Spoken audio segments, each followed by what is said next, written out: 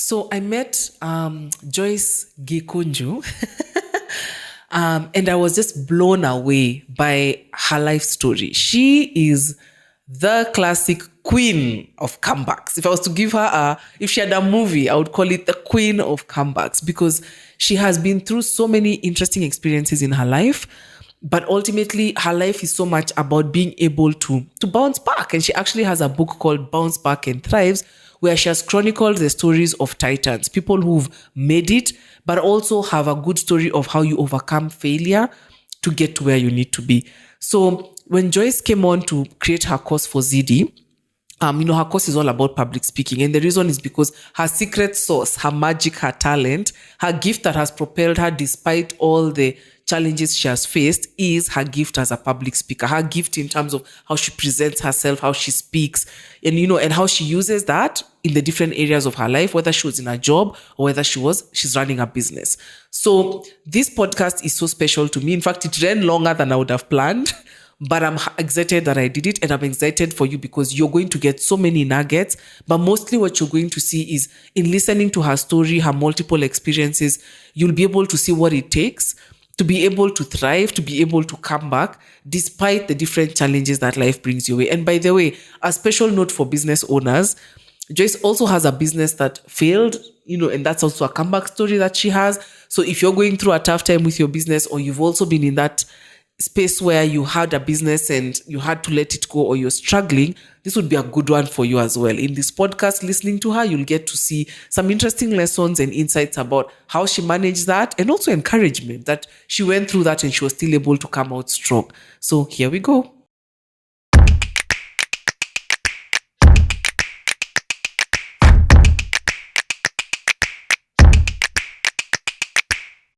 So hi, Joyce. Hi. How are you? Great. So I'm so glad we're doing this. We've already had some interesting conversations. Yes. Very interesting that we've met today, and it's like we should have met years ago. Both authors, both trainers, we almost sound like two halves of the same coin. Yes. It's so refreshing to meet you. You're the people I meet and I feel like, sigh. We drank the same Kool-Aid. Yes. We got into the same philosophies of life, and here we are, similar visions. Mm-hmm. So that's very exciting. Yeah. So welcome to the Zydii podcast. I'm so glad we're doing this. Finally. There's a lot I know people can learn from you. Yes. For those who are listening and not watching the video, let me compliment Joyce. She's very well put together. She looks nice in a nice dress, her makeup. And that's the other thing I also noticed when you recorded your course that I admired. And I guess those are some of the things you would teach about public speaking. So maybe this is my way of complimenting to say you live your principles, right? And I noticed that as well when you did your course. All the things you were teaching came out in the way you were speaking. But anyway, before we go into all that, let's start by who are you? I think there's always the story. Yes. I went and I was looking at your profile. I could not understand where did we come from selling insurance to selling cars. Hey, you guys, Joyce has a story. Yeah. So maybe start us off with, because you didn't start out with being the author and the public speaking trainer. Yes. So what's your story? How did all this happen? So I graduated in 1997, Daystar University. I did a degree in communications, which is basically everything I am doing now as opposed to what I did way back in 1997. So I graduated at a time when you could not choose where to work. Obviously, the economy wasn't what it is now. So with that in mind, I took the first job I got, which was travel insurance. And they wanted people who were graduates, and that was the only requirement. So they picked me. And I said, you know what, I'm open to learning. And one of the first things I learned very quickly is that I actually enjoy selling. I enjoy being outside of the office, which I find stifling. I enjoy talking to people, engaging them, just listening to what it is that they need, and then seeing how I can plug in. So at the end of the year, I said, I love the selling, but I'm not loving the travel insurance. So that's when I hopped on to a deal that came along shortly thereafter to sell new cars. But before you move from that, insurance doesn't have a good rap. Yes. I'm thinking about the fact that you started out with the hard thing. Yes. Because I'm imagining, there's sales and there's the product you're selling, like you said. How was that? Because insurance is the thing for when somebody calls me with insurance, I might not even let them finish their name before I hang up. Like we have a very negative connotations with insurance sales. Yes. So for you coming out of school, I'm imagining the fresh face. You have no clue what you're signing up for. No idea. What was that like? Then you go to realize, there's a thing, what I'm selling is a bit, what was that experience like? So for me, luckily, I was working for a large American multinational insurance company. That helped. That had been in Kenya for a long time. That helped.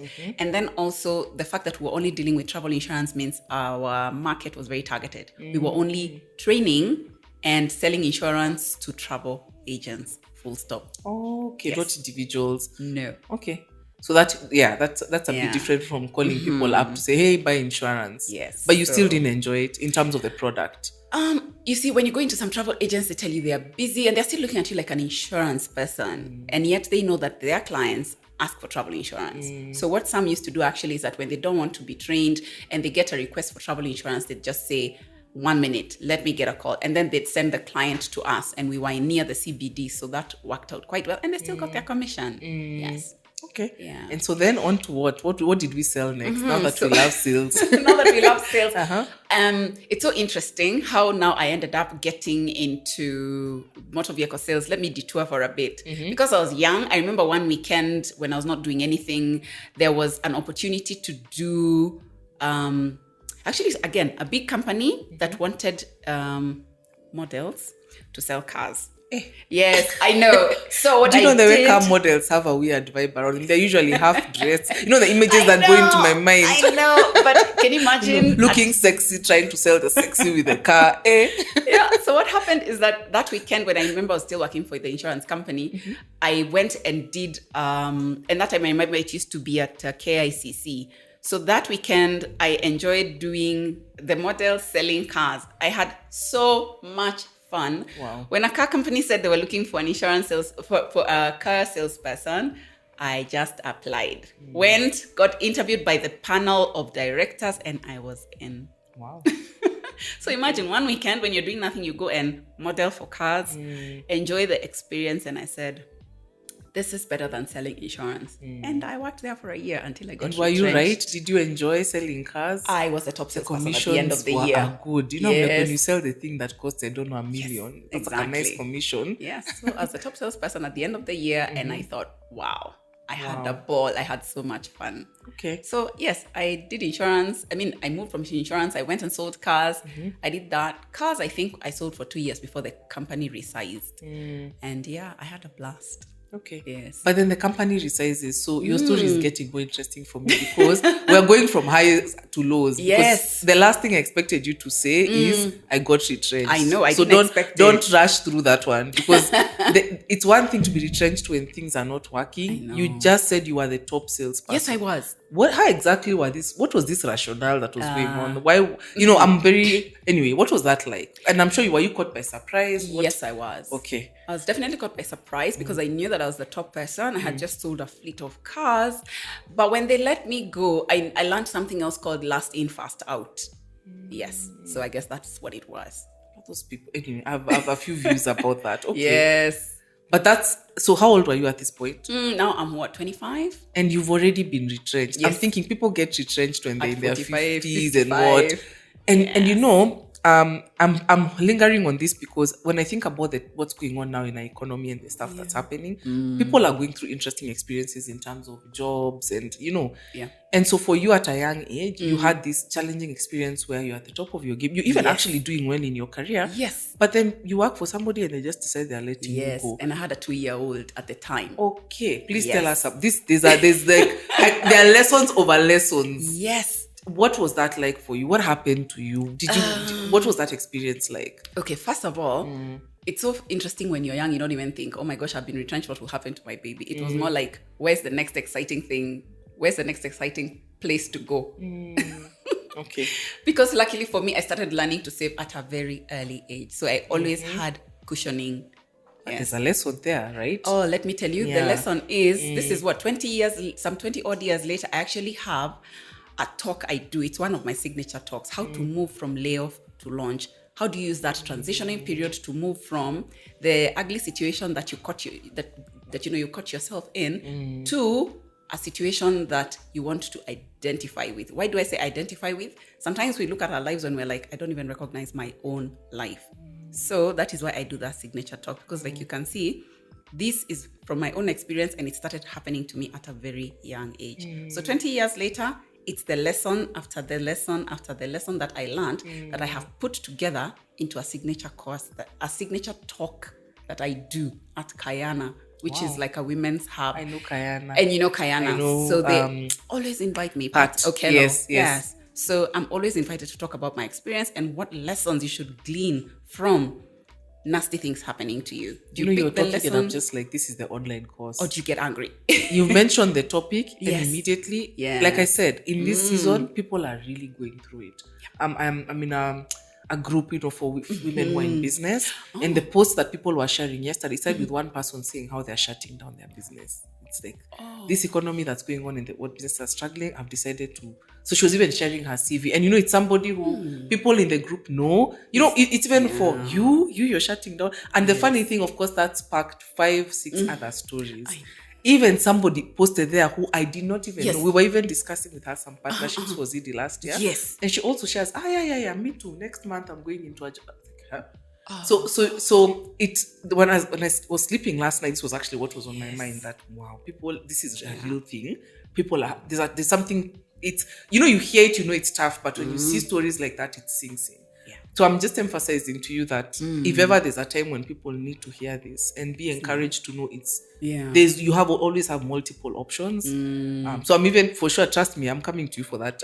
This is the online course we need to do, because I know a lot of people will connect to that content. And the thing I say about that always is there's the recorded information, but also seek to run after when the talk is live. So the online is the taster, the live experience of hearing other people also ask questions. And also we are all together in this. So it's a group vibe, energy. I get it. The energy is so important, because I remember when I got on stage last week, but people didn't want me to leave the stage. They just wanted to hear the full story, and also what I did, what the lessons were, and how can you move forward strongly as a woman without getting angry and without thinking about where you came from, but more so where are you going to, and moving with a lot of strength. Okay. Yeah. So let's talk about now for you how you disapplied. So what did you do? So like I hear you when you say you are young. Yes. So the benefit of, we call it benefit of youth, for you don't have time to you didn't dwell on it. You're more action oriented too. Yes. Okay, I need to move on. So what happened next? How did your story move on from there? Right. I remember the number 2 salesperson, first of all, did not believe, because she had been number 1 until I came. So when she heard that I had been released, she actually called me and told me, Joyce, I'm going to get you a job. She called me and said, she made one phone call and she said, go. And she sent me to a place where I worked next. That's the beauty of the story. When you know you've done everything right. That's how I got my next job. Wow. The number 2, we were competing with her, but we ended up becoming friends. Oh, wow. She actually got me my next job. Okay. Yes. Which says something about, I call it don't burn bridges, because you never know where your relationships will take you. If you and her had an antagonistic relationship, then that wouldn't have happened. So another lesson there. Yes. Right? Okay. And there's also a manager of a different section of the same company that also called me and told me, Joyce, I heard what happened to you. I'm making one phone call. That's what they were all saying. I just need to make one phone call. And he said, I need to send you somewhere. So I got 2 offers from my former colleagues. Wow. One, a fellow sales representative, and another one, a senior sales manager. Big lesson. People don't realize, and I say this to my team a lot in terms of how we work together. We always have this joke where we say, you don't know if the person sitting next to you as a colleague would even be the CEO of a company down the road. Yes. And the funny thing is, a lot of people, when they're working in a job, think of pleasing the boss, or they're thinking of that relationship. They're not thinking that the person who's my peer could also be just as important in terms of nurturing the relationship, respect, because they could also be the people who lead me into an opportunity. Yes. So that's a really good lesson. So it was amazing for me, I remember. And then remember that there's also a deal we had worked out with her where where it was her department that had the sale, but we were splitting the commissions, and we agreed to split the commission on this last deal that we had done with her. Wow. So I remember once she was in a matatu and she saw me, and you know how Kenyan matatus operate. You have to go to the terminus to pick it and go somewhere. But she saw me when she was halfway somewhere, and she actually she jumped out and she said, Joyce, I was carrying your money. Imagine. Wow. So she jumped out of the matatu, she gave me my money. Do you know it actually paid school fees for my baby? Wow. Yes. So also, oh my gosh, people are ethical. You're hearing this, she jumped out and I Yes. just thought, what? kind of human beings are this? Amazing people everywhere. Wow. Imagine, she actually stepped out and she said, Joyce, I have your money, It was Then enough you to do pay for school fees. So it's also that providence that can come from different places. It's anyway, so much. Yes. But tell me what happened next. So you got what was the next job? So the next job, which is what now I took, like a holding on to job, I was a customer service manager in a small growing organization. So I knew as long as I'm not out selling, I cannot stay in such a place. So I stayed there for 2-3 months and then I left. I got the next big thing. Okay. So I did that for 3 months and then I went and worked in the airline for another 11 years. That is why I think I did the most of my corporate life. And I saw this again on your profile. Yes. And the first question I was going to ask is, what's a flight purser? It sounds amazing. It's like, I was trying to picture, because I've taken flights before. Yes. So I was like, we all know the flight, I don't know, call it the air hostess. Is that the right word? Is that the politically correct word? But the person taking care of us on the flight. But I'm like, who is this person? I've never heard of. I don't know if I know anyway. Right. So that was the first question I was going to ask, because I saw that's what it says on your profile, and I was like, but what does a flight purser do? So a flight purser is like a cabin director. Everything stops with you. Why don't they say cabin director? I know. Cabin director. That sounds like... I know. Now I get it. And it's actually anyway. Okay. Yes. So cabin director. So what would you do? So a cabin director is the one who is the hands and the legs of the captain. When I say go is when he says we go. When I say we don't go, we're not going anywhere. Snap my fingers. I know. You're the captain. You see, it's gotten fancy. Yeah. They need to change that name from flight purser. I know.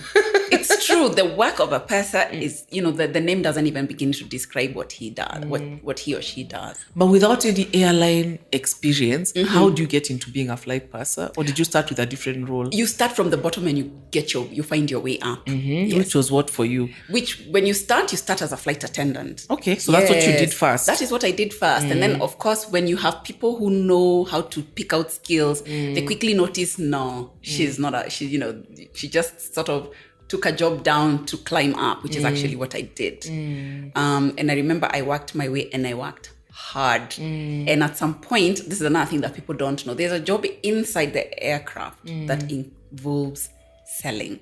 You're selling high-end... Of course, the duty-free. Yes. And this one has high-end gifts. It has high-end gadgets. It has high-end expensive stuff. Like, for example, I'm wearing a designer watch I bought from there, 10 years ago? And it's still working. Even if I swim with it or I dive with it, it still works. Can I make you laugh? Even this watch was bought on a flight. See? That my husband bought it for me. Like so flight things. Yes. And they're high-end. Like mine is DKNY, for example. It would be, $200-$300? And it's the real thing. So the thing about the position, it was a sales consultant position. And that's, I think, where I became the most visible in the airline. Yes, I became so visible and I won the top sales award 3 years in a row. So it's a proper, like they track your sales. Do you are there commissions for that or no? Yes, I was earning the top commission and I hit the ceiling of commissions. So they couldn't pay me more than, a certain amount. Yes. So when I got that dummy check, and the dummy check is given by the MD every end of the year. I remember one time he once said, you again.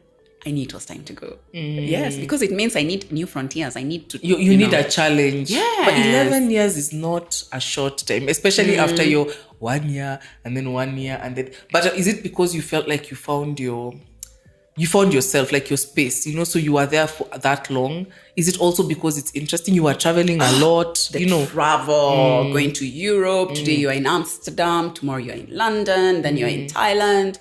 You're in Hong Kong. That was exciting. Wow. Yeah, that was exciting. But at some point I realized, this is not sustainable for my legacy. And my legacy was I have to have another baby.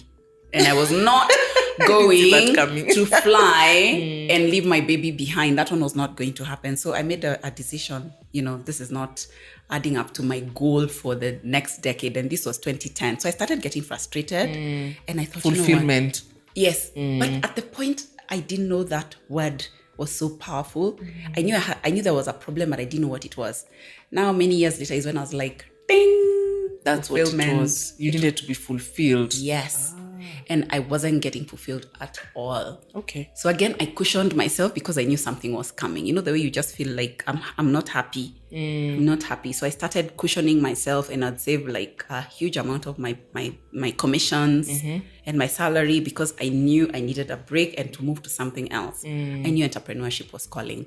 But again, another lesson there, because people ask me for this. I actually even have a course on Zydii called Employment to Entrepreneurship. Yes. And I'm very glad you've touched on that. And one of the biggest things I share about that transition is the financial cushion and the fact that it's not an impulsive decision. Sometimes people overhype this whole, leave your job and start a business without talking to the reality. Yes. And so even when I have colleagues who are frustrated in corporate, and they're like, how did you do it? And maybe they're looking for the jazzy fun story of come to our life of entrepreneurship. You shall be your own boss. The tips are very practical. I'm so sorry. I'm not going to tell you the hyper fun stuff. I'm going to tell you the truth, which is even in the first year, you're essentially learning anyway, right? There's nothing that will take off quickly depending on your strategy and what you're doing. So the bigger tip is, are you prepared? I even almost tell people sometimes, like that's what I did to test out their concept before they leave. Like in my case, Jibebe, I've just told you about the book. I started writing my book when I was still employed. And I used to give talks on the weekend. I used to use my salary to give talks on the weekend. Like put up a tent. But for me, it was simply, can I sustain this? Or am I even passionate enough about this to do it? When you're doing it once, it seems nice. Yeah. When you're doing it every weekend, if you don't love it, you will learn very quickly this is not your thing. And also, are people willing to pay? I've learned there's no business you have if people are not willing to pay for your service. So you have to test that out. So for you, I hear the thing I've admired first that you've done, and I think people can learn, is the same lesson of you cushioned yourself financially. And how long was this period where you were saving, and how far ahead were you thinking in terms of, I already know I'm going to leave, so I'm starting to prepare? Was it a year? Was it 6 months? I used to hear people saying 6 months, but I used to think to myself, it doesn't sound enough. So I did a full year. Well done. Yes, I did a full year. And I just cut out on non-essential expenditure. I stopped going. When I go to a country, for example, when I go to London, I stopped shopping. I mean, I've shopped everything everywhere.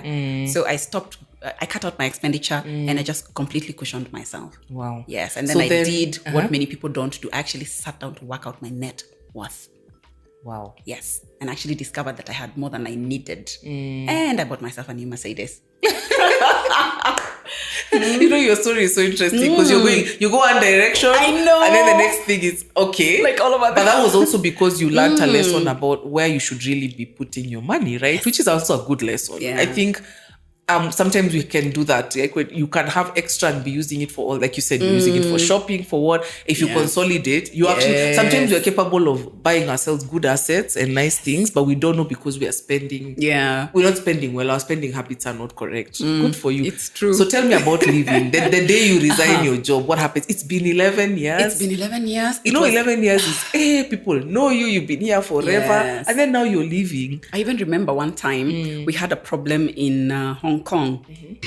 And people first wanted to find out who the purser was because they knew they sort of got to know us. The frequent flyers knew us and they knew the kind of person who will help you and the kind of person who sort of sit on the fence.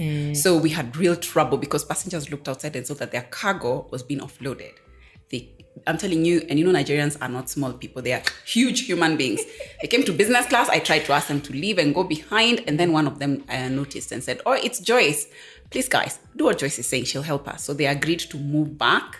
I was left with one person and I said, can you speak for the group? And I said, what do you guys need? They said, we need our cargo to come back on board. And I said, consider it done. I will do it. Please take your seat. So I went to the cockpit and I told the captain, this is what's going on. Look outside. And said, they can see that that's their cargo being removed. Please have it back or we will have a problem in our hands. And he just called the ground manager, the number one, and everything got done.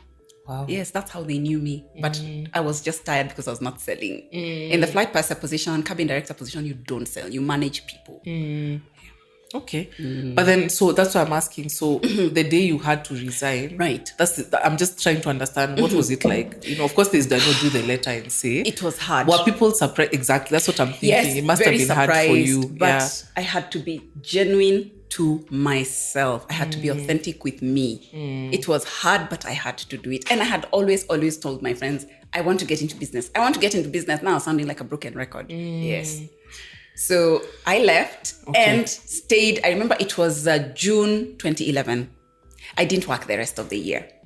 So first you took a break. Yes, I did. I took a break. There's I so needed many lessons here. Yes, I took a break. I really needed to just breathe in, breathe out. Where You've been do we in one go? place for 11 years. You've been Yes. employed. You didn't just jump straight into the business. No. Why? What? Weren't you worried about money? Weren't you worried that? No. So you really cushioned. I really cushioned myself. In fact, I remember I had just put my son into Form 1. Hey. Yes. I had just put him into Form 1 in January. And this is June. I was that ready. Hey. And then also remember, when your child is called to a national schools, most national schools in Nairobi charge very fairly. Oh, they do. Very. They are so fair. You're like, are you sure this is it?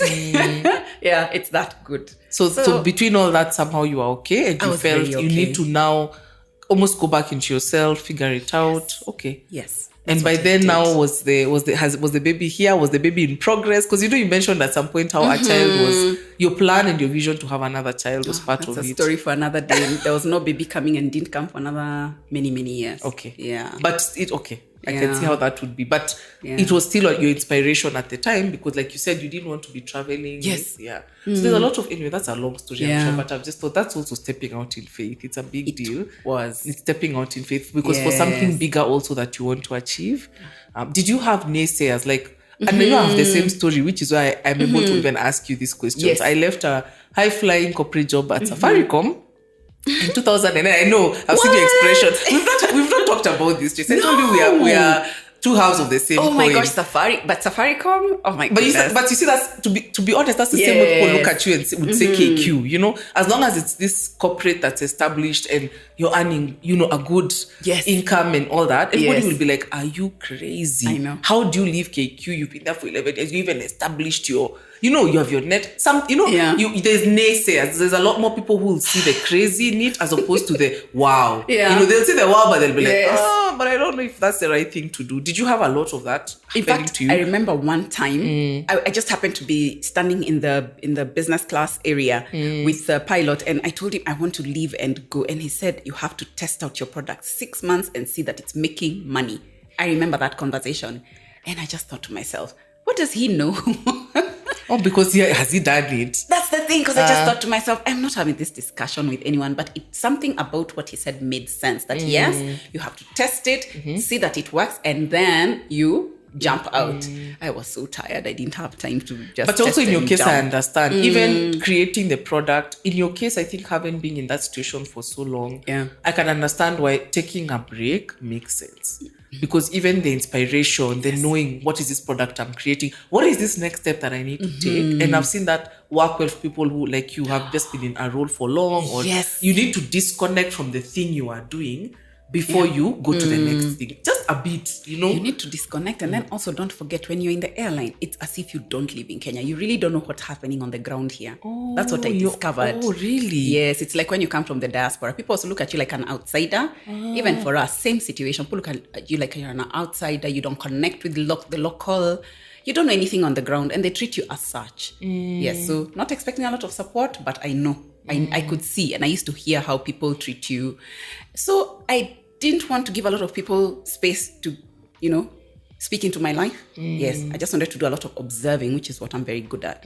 Observing, watching news, and also sort of seeing how things are, hearing how things are, and then deciding to dive into what I am passionate about, and that's what I did. Okay, so tell us about that. How did you identify what you're passionate? So you've been on a break, right? Yes. What was that next step? How did you figure it out? How did you start? So one time I remember I was watching a program on TV, and there's a speaker who was on TV, and he was speaking about something that just connected with me. And then I looked for him and I called him and I actually met with him. And I said, there was just something about your interview on TV that I connected with, and I don't know what it is, So that was that.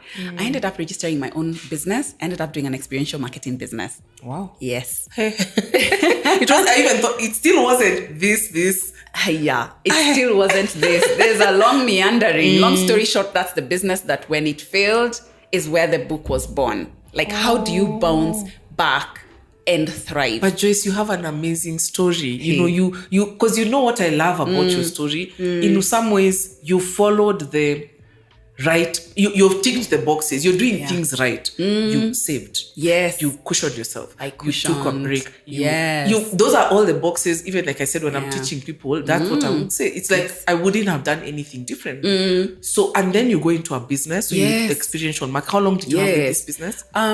From 2012 all the way to 2015. So that's 12, 3 13, years. 14, 15, 4 years. Wow, 4 years. Yeah. 4 years is a lot. So 4 you years put is your, a and I know, lot. I'm in business, you put your heart and soul. Everything. So talk to me about that, because when you go into a business, all of us start a business with, this is my vision, passion, this is what I'm going to do. Yes. And then you go into it, you do it, you've already kind of given us the end where you say it didn't work out, or you had to let it go. I had to let it go. So what happened? Maybe start with when you launched, this was, a bit of the story of the business. Right. But then towards how you realized this wasn't it, because that's also, you have so many lessons. You could do many courses, because there's something, and I go through it, which is why I like talking about it. There's an element to your story of what I just told you, even in the WhatsApp group yesterday. People are letting go of their businesses. It's so hard. Let me tell you, for me, leaving a job, easy. A business is there are so many emotional things tied to you, like saying your business is not working, admitting it, from even as I say it, I'm thinking, where would you start?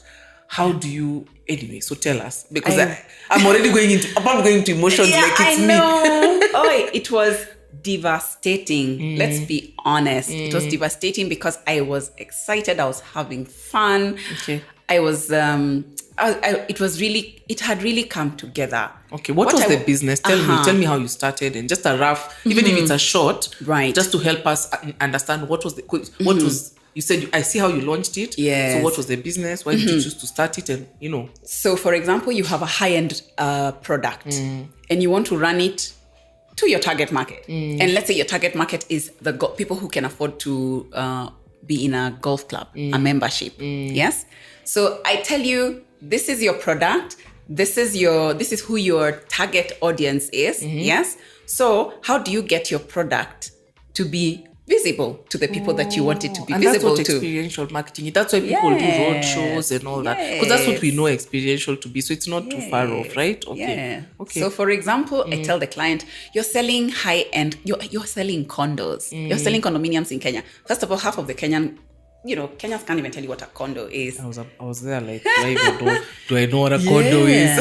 So for example, it's a condominium. You're selling them at the coast. They're beautiful. They're like lots and lots of square footage, and you're selling it for what I would consider a fair price. But nobody knows about your product. So I say, can I take your product to your target market? And he says, can you run that can you do it? I said, yes, I can organize a golf tournament for you. I can do a series that will run everywhere where you need your product to be known. And then in the evening, they always give you like a 10-15 minute slot where you talk about the product. And I noticed that people loved when I did those presentations. They're like, and they'd even come and ask me, which golf club are you going to next? Which golf club are you going to next? Wow. I know. So this is your speaking talent, not necessarily your marketing. There's a fine line.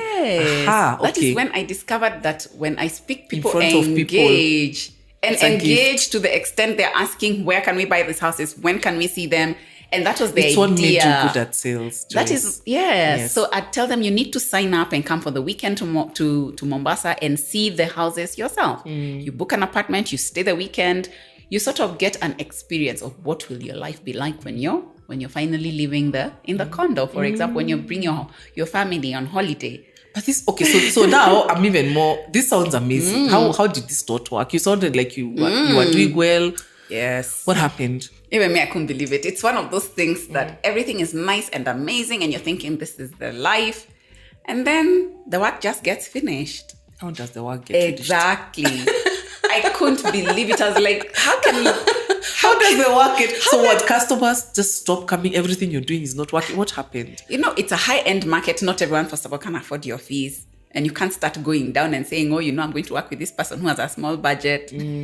Well, some people do. So there are more lessons there. Yes. Some people compromise their business because they're trying to stay alive when really the lesson is too close. I'm learning that now. I'm learning that now. For example, I now do training. And if you tell me you can't afford the fee, for example, in my Kilimani area, I'll go to my other area, which is a nice area, yes, but at your budget. Yes. So I simply tailor. I learned that the hard But way. See? tailoring works for some things and not for others. I mean, I'm actually Yes. empathizing with the Yeah. previous business and seeing how, anyway, starting to understand your transition. Yeah, So what is this moment? Okay, so I'm sure it Uh-huh. was a long story where things were happening, sales were not coming in. But what was that moment where you actually made that decision, where you actually said, I have to let it go? Now that's the interesting story. So we're in 2015. I'm just not getting new clients. And I just thought to myself, what is this? Where do I go? What do I try? Remember social media landscape? I don't even think I had anything on social media. I didn't have a social media footprint. I think I was looking for clients, but I didn't know how to do that because most of the time the clients used to find me. Yes. Referrals. Yes, referrals. So I thought the referrals would forever flow. When the referrals stopped flowing, I started getting frustrated. And then at some point, I started giving up. Yes, I started giving up because I was thinking, oh gosh, this is not good. Then it's so interesting. Just when I'm about to give up and thinking, how unfair can this get? I find out I'm expecting. Finally, like, yes, I know. When everything else is sinking, now what I wanted 6 years ago is, what I wanted, 5 years ago? Yes. I find out I'm expecting and I'm thinking, okay, thank you, universe. You have. I was about to say, what a way to answer a query, right? Like, So then, I just looked up and said, you have a sense of humor. I like saying that as well. I'm like, God, you have a sense of humor when things like that happen. What? Because everything else is sinking. I have nothing left to hold on to. Okay, here's the one thing I'm left holding on to. Oh, wow. Yes. Well, that's amazing. Imagine. But at the same time, it's...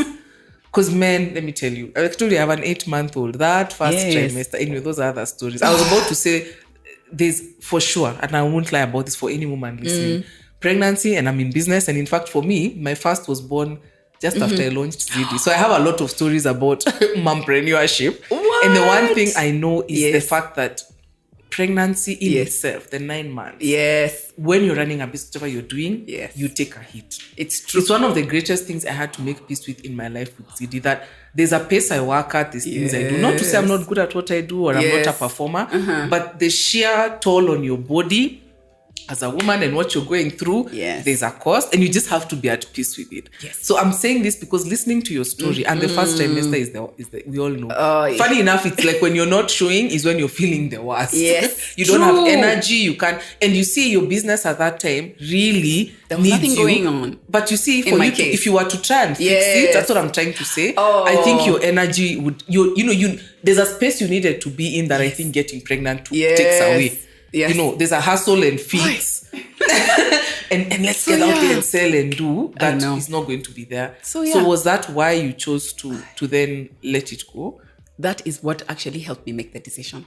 Yes, because I knew, like you said, I will not be able to. So it's as if I watched it falling in slow. You know the way on I can see a leaf. You know a leaf falls in slow motion on a windy day. It just, and you watch it falling in slow motion. So I couldn't believe it, but I actually watched it like a leaf on a sunny, warm, windy day. It actually fell in front of my eyes in slow motion. And there's nothing there's nothing I did or could do. Any last minute rescue effort was just not yielding. So I asked myself, the way sometimes you're holding on to something, it starts to hurt you. I asked myself, am I going to let this thing hurt me, or am I going to let it go? So you let it go. Did you have debts? Was there did I have debts? Yes. So there was also a sort of a financial, and of course there was more of a process to folding the whole thing, which I'm sure was not easy. It was not easy, but and how long did it take? Just to feel like you're done and you've shut down and now you have nothing left and you can go on to the next chapter. Right. The first thing I did was to call my tax advisor. And I said, you need to put the tax obligations on hold. And I told him this is what's going on. He was so understanding and he said, Joyce, you owe us. And I said, I know. And he said, because we know you, don't worry. We'll do it. We'll invoice you. We know you'll pay us. Imagine. You find good people when things go wrong. But is this scary? Or it's somebody who consults? So you a tax agent. Who helps with that whole process? Yes. Okay. So the tax agent, you tell the tax agent this is what's going down. put the tax obligations on hold. Okay. So that's what they did. And of course, they invoice you, but they do it. Some people can say, oh, you owe us. He just said, you know what, Joyce, we'll do it. I know you'll pay. So it's like pay when you're ready, or pay in installments and little, you'll sort of unwind it with time. Yes, that's what he did. He actually told me pay in installments. When you're ready, when you have something, just pay. And that's what I did. But he actually put everything on hold. What? Yeah. Okay. So this is done. Yes. Emotional toll, mental. What happens next? Did you just jump into the next thing, or did you take another break? So that's the other story. I actually took a break because when I went to see the doctor, he said, Joyce, first of all, you're a certain age. Okay? Doctors. I know, you're a certain age. So first of all, the first white doctor I went to looked at me and I could see he was like almost confused. Yes? So when I saw that confused look on his face, I just thought to myself, no, I'm not going to work like this. I can't work with somebody who looks like he's afraid. And he's doubt. Yeah, you don't need that. Yes, afraid, and also asking me like, how did this, So I moved to another doctor and he just looked at me in my face and told me, Joyce, you can't work. You have a difficult situation. Okay. Yes. Okay. He told me you have a difficult situation, you can't work. And already I could tell it was true because even driving was a problem. There's a way you are feeling. There's a way I was feeling.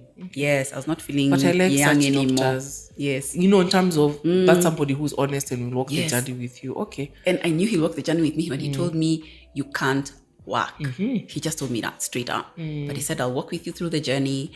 Let's take this on. And I can see the results of your test and everything. It can be done. You just need to listen to me. Okay. Don't work. I tried working part-time. It was damaging. I can see your personality. It's like looking in a mirror. I know. And we are told don't work. And you're like, if I have my laptop on my bed, I'm not working. Yes, you are.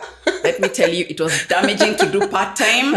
I remember at some point, even washing dishes at the sink I could not. It was that bad.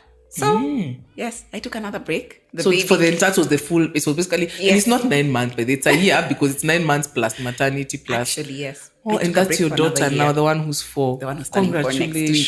Thank you. It's also a testimony. By the way, this podcast, gosh, I feel like this should have been part 1 and part 2 because you have such a wonderful multi-layered story. We could even go into tangents on each. You've gone through multiple life lessons that people go through. I think one person going through things that people don't go through all at once in their lives, true. And that's amazing. Yes. Yeah. Okay, so because of time, I'm even realizing we could be here for much longer. I'm glad. In fact, I'm feeling like your story there's a lot we've gotten out of just getting to hear what you've gone through and where you've been. Yes. But I guess it's now getting to see how you got to where you are now. So of course you took a break. Yes. You had your baby. Yes. So how does the next chapter, the one you're in now, which I'm guessing is what happened, unfold to getting us here, right? Yes, the good story now. The good story. So the good story is, I remember one time I was, it's so interesting, the way April rains every year in Kenya. So I remember one time something happened to me and I started walking in the rain. And when I was walking in the rain, I asked myself, when I was a little girl and it didn't matter, what would I be doing? So as I'm walking in the rain, even a lady stops and asks me, are you okay? I said, yeah, I'm fine. She looks at me like, I doubt you're fine, but she just drives away. In fact, I'll never forget that car was either a Vanguard or a RAV4. She drives away. But as I walked, I asked myself, what do you want out of this life? Think of yourself as a little girl when you used to run in the rain and it didn't matter that you're going to get soaked wet or beaten up. It didn't matter. What did you want to become?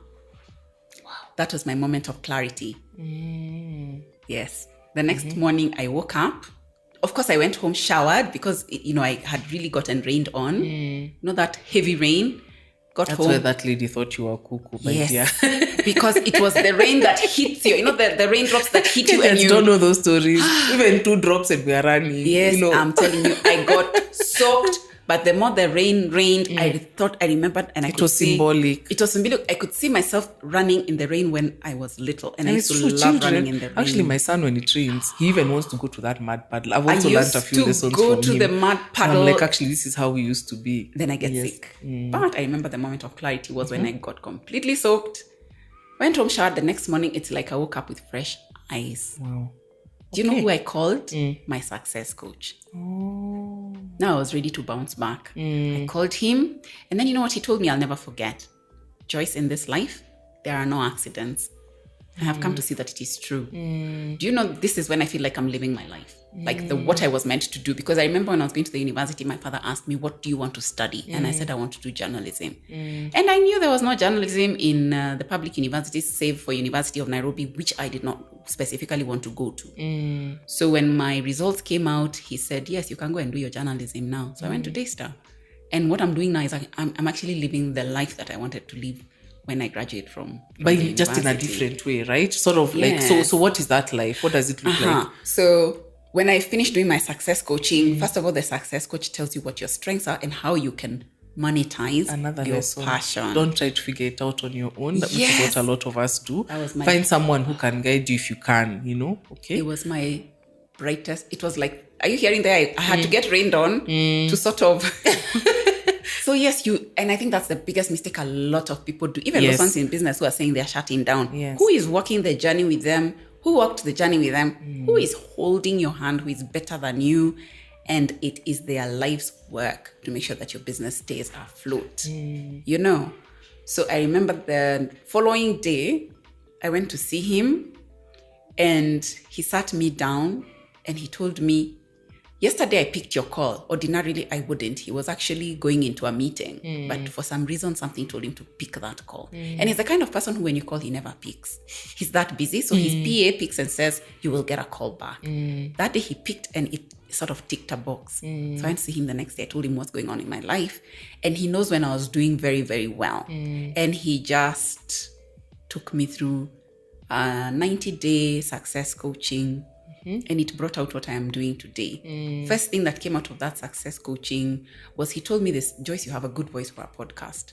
I started a podcast, Bounce Back Pod, which is inspirational stories for people who are struggling in business and people who have bounced back from. And your experience, it wouldn't have worked if you hadn't gone through what you've gone through. It's the whole dots connecting backward. Now the dots you had a story and a call. I'm sort of calling. I was going to say a calling, a purpose tied to what you've gone through yourself. Exactly. And the empathy to walk people through it, Yes, exactly what you've said.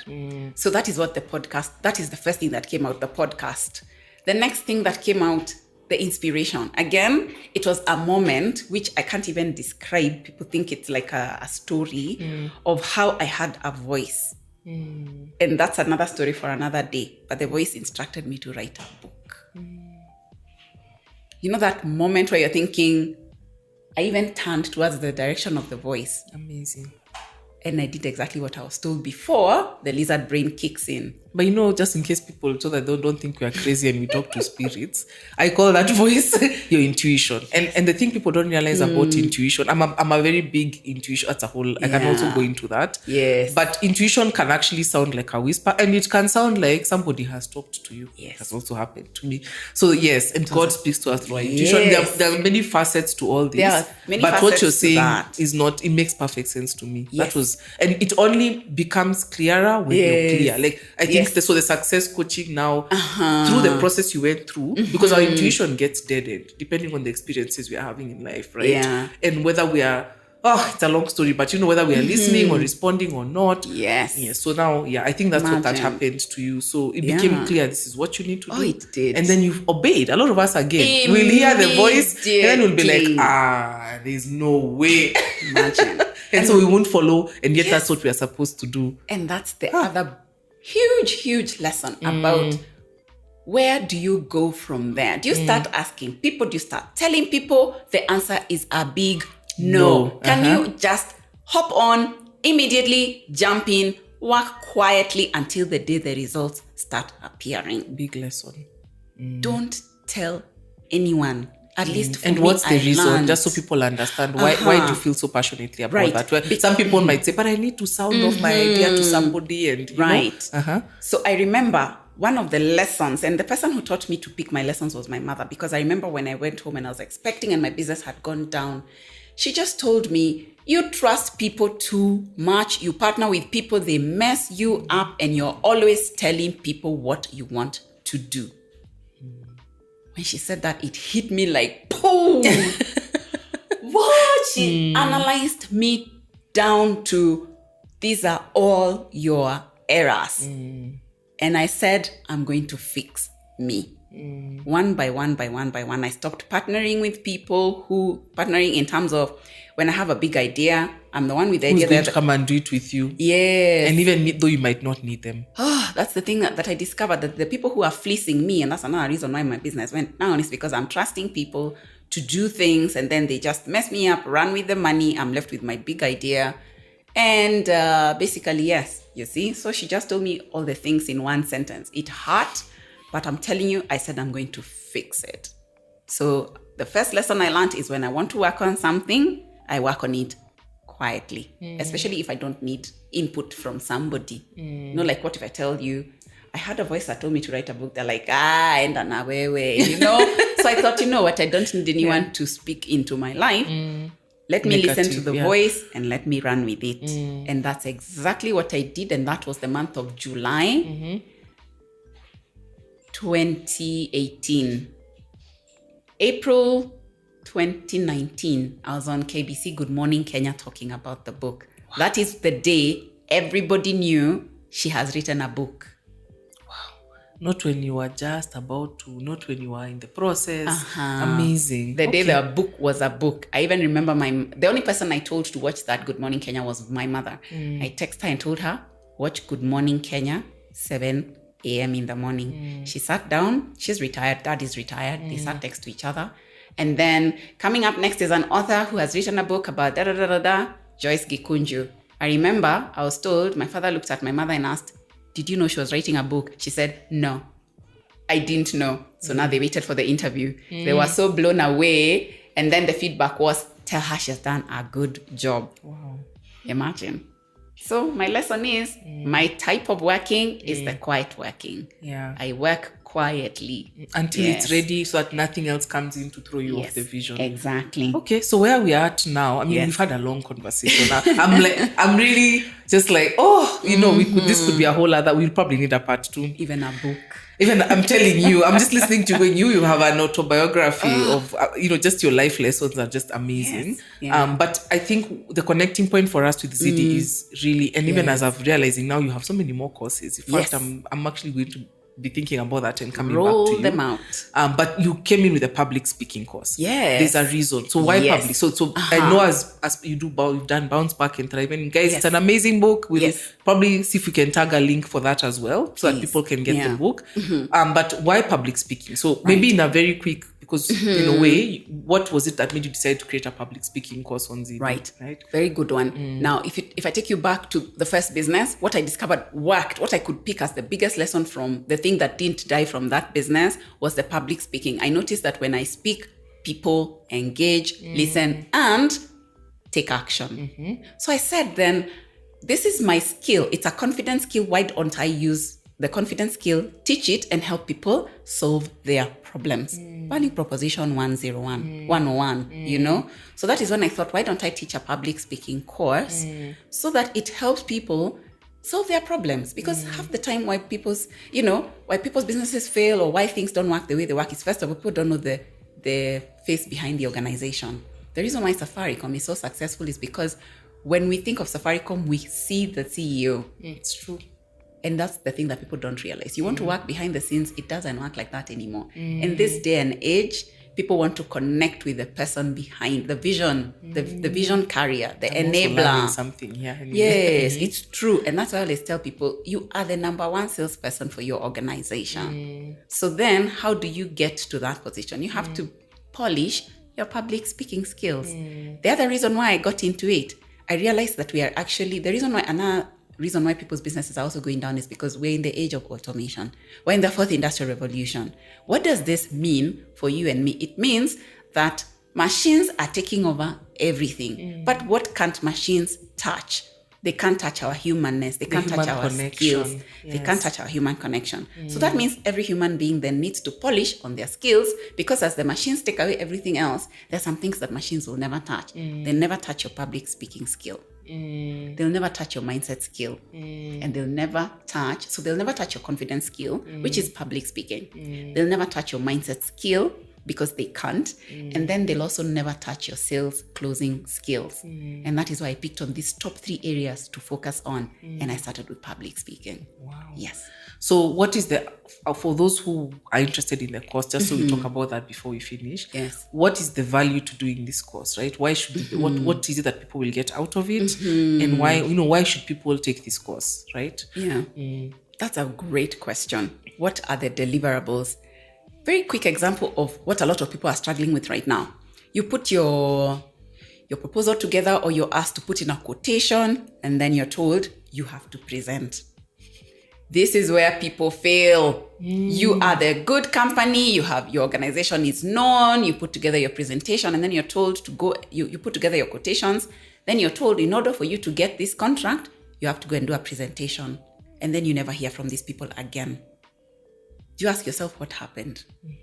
It's your presentation skills and your confidence skills that are wanting. So it means that as long as you are not sharpened on your presentation skills, even your good business and your good proposals will not pass, because people, and I agree with you, there's no B2B sale I'll get for sure when I've not stood up. In fact, some of the best ones don't even come with, it's not the proposal. Yes. It's that I was able to be compelling when speaking and pitching. It's pitching to the people that I need to talk to. That actually works. Yes. You're right. It has a way more higher effect. And then you document your good. Documents are a formality. Yes. It's you and your conviction to convince. Yes. And many people are good with the documents, but they don't know about the conviction and how to stand up and actually then share the same information. So the secret to public speaking is, and that is the thing that I teach, is what is it that they're looking out for? They're looking out for your visual impact. They're looking out for your vocal impact. They're also looking out for your verbal impact. But mostly, it is the passion in your voice, which cannot be written on a piece of paper. When you're presenting, they can tell the passion you have for the business,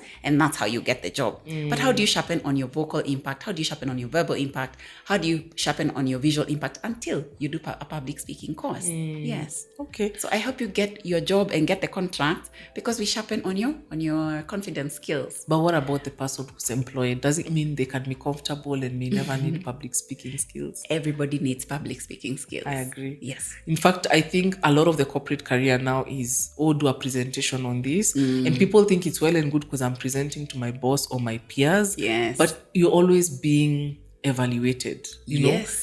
And I learned that now for me early on in my corporate career, that just being able to stand up and be more compelling than even when it's obvious, like, see, they know me. Why am I? And then you stand up and you're amazing each time, your promotion will come from there. And that's another thing about being an entrepreneur, being employed, that people are always wondering, who do we promote next? The one who is the most visible. Visible how? Visible public speaking. Are you able to persuade people? Are you able to influence people a certain way? Mostly in the way of good. That's how people get promoted. So everybody needs public speaking skills. Amazing. Yes. So in closing, because Joyce, I feel like I need to write. I could go and blog. Maybe I will. Yes. Multiple lessons I've learned from talking to you today. Do, because that's what my life is all about. The person who's recording our podcast and filming will laugh at me and I'll even confess to you, so far you're the longest person I've had. And I'm not even feeling like time has passed. This has been such a good conversation. Are we an hour in? Okay, past. Yes. We're way past. That's what I'm saying. When I've noticed it, I was like, time, because I would have kept going. Yes. But just, at the end, I guess what I would say is you've been through so many experiences. There's so much, even just listening to your story, we've learned a lot.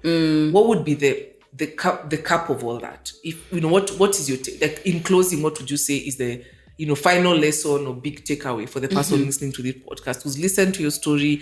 They've seen the different experiences you've been through. You're really also the bounce back and thrive person, by the way.